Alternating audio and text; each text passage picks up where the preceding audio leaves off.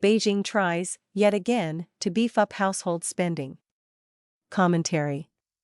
Just a few weeks ago, Beijing announced the country's first-ever standalone 5-year plan to increase consumer spending. China's economy would benefit in several ways if the plan were to succeed, but that is doubtful. The plan itself understates the need, and the long-standing failure of such efforts hardly inspires confidence. When announcing the new plan, the National Development and Reform Commission and the Commerce Ministry jointly characterized the revitalization of the household sector as necessary to secure a stable and prosperous future for China's economy.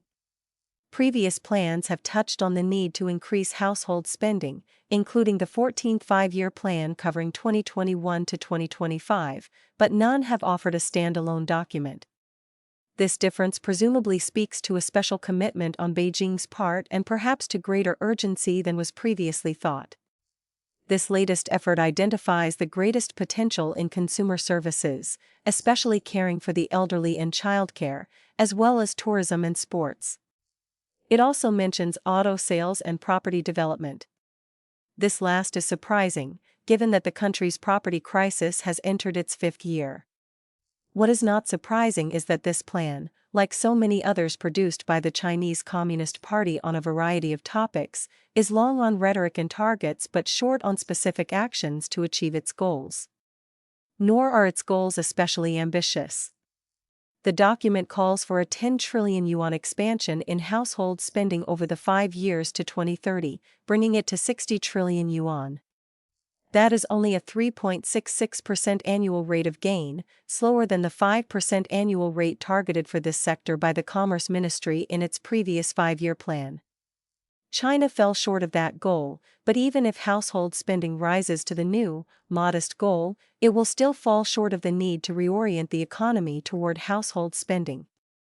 Other sectors will almost surely continue to outpace such a growth rate. Looking at the plan, Wang Peicheng, senior analyst for Orient Futures, declared that the targeted growth rate simply will not suffice. Casting further doubt on the plans to revitalize the household sector is how Beijing, over many years, has aimed at this goal and failed. The sector has actually lost ground as a portion of the economy during this time. The push began as far back as 2007, when then Premier Wen Jiabao shocked the CCP by declaring the country's economy unbalanced and that growth was unsustainable unless China could develop a vigorous consumer sector. 10 years after Wen spoke, household spending constituted only 36% of the country's gross domestic product. Since Wen called attention to the problem, other leaders have made similar efforts. CCP leader Xi Jinping has stressed the same need several times. In 2023, he vowed to help raise consumer spending. He did so again at the two sessions conferences in 2024 and in 2025, and again just this past spring. Yet, for all this support, the household sector remains at less than 40% of the economy. China's economy, in other words, has become increasingly dependent on investment, largely from state-owned enterprises, and exports. Even if the planners reach their modest 2030 targets, that growth will likely still lag behind other economic sectors. And it is noteworthy that consumer spending is already falling short of plan, as is the rest of the economy.